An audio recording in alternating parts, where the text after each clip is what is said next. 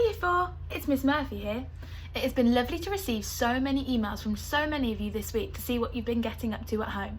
Keep them coming, we really can't wait to see what activity you choose to do next from our new topic, our Plan B grid. This is your SPAG video lesson for this week. You will need your yellow home learning book or a piece of paper or a whiteboard and a pen or pencil to write with. To start our SPAG lesson this week, I'm going to read you the start of a story called The Very Greedy Bee.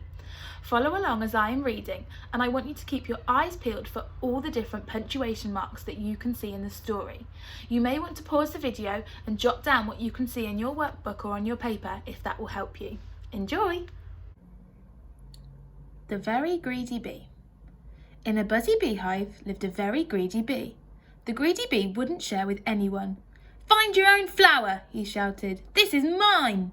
One day, Greedy Bee found a meadow full of beautiful wild flowers. "Yummy," he buzzed. "Lots of flowers, all for me." Greedy Bee slurped from the flowers and got fatter and fatter until he fell asleep.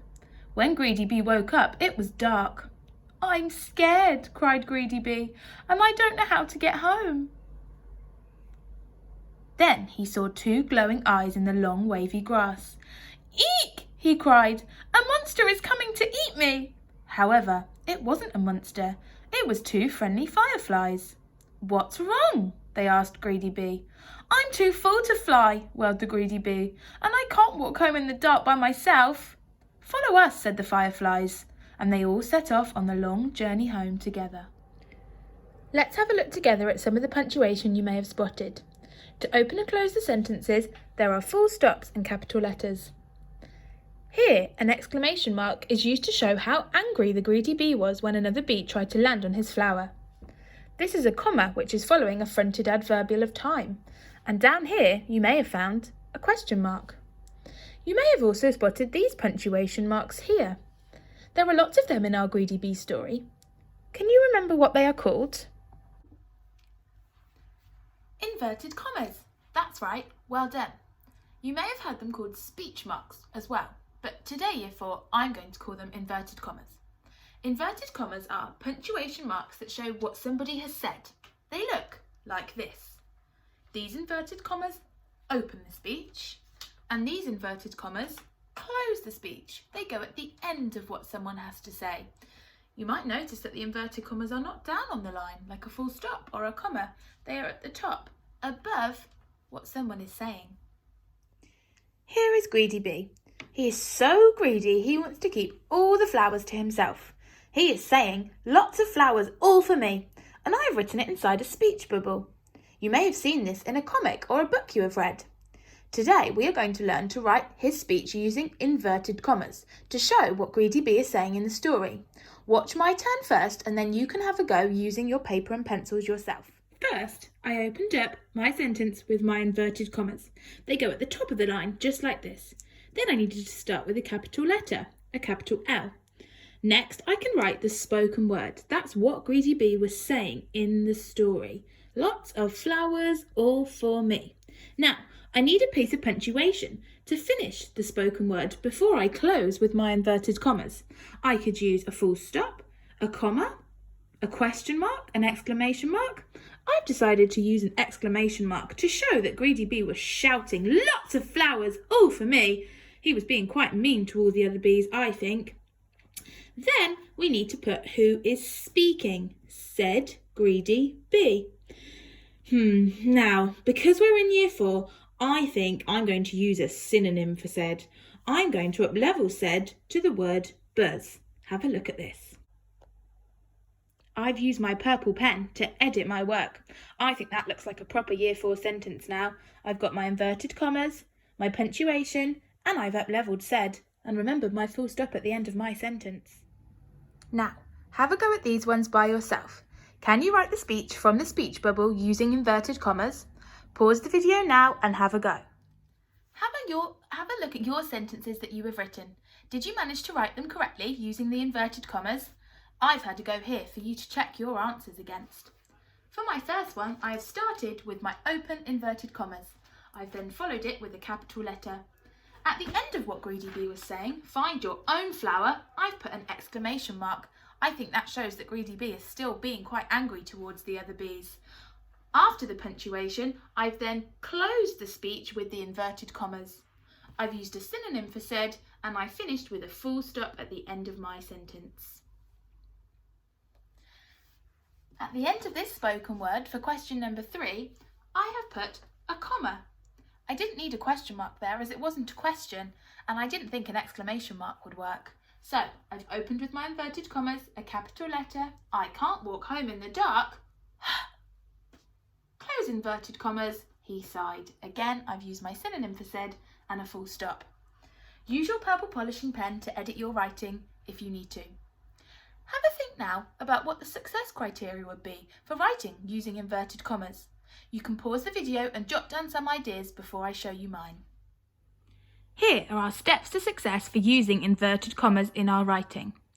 You need to make sure that you put inverted commas around the spoken word. The spoken word needs to start with a capital letter. You need to punctuate inside the inverted commas before you close them. You can use an exclamation mark, a question mark, or a comma. You need to use a synonym for said, and you need to make sure each time a new person speaks, what they say goes on a new line. New speaker, new line. I've had a go at writing a sentence year 4, but I've forgotten all of my punctuation. Can you help me to write this sentence correctly using the correct punctuation? I'm going to refer back to the success criteria that we just came up with together as I am writing it correctly. I've had a go at writing this sentence correctly using my steps to success. I've put my inverted commas around the spoken word. I've started with a capital letter. I've punctuated inside the inverted commas, and I've chosen a question mark here because Mrs. Smith is asking a question. Where is the buzzy bee? It starts with a question word here. I've used a synonym for said. I've put asked. And I haven't needed to do a new speaker, new line as it's only one person speaking here. Where is the buzzy bee? Asked Miss Smith.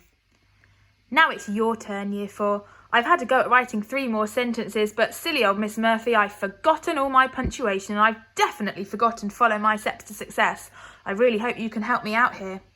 Remember to follow the steps to success to help you. If you need to go back in the video a little bit to remind yourself of what they are, maybe even copy them down onto a piece of paper, that would be a good idea.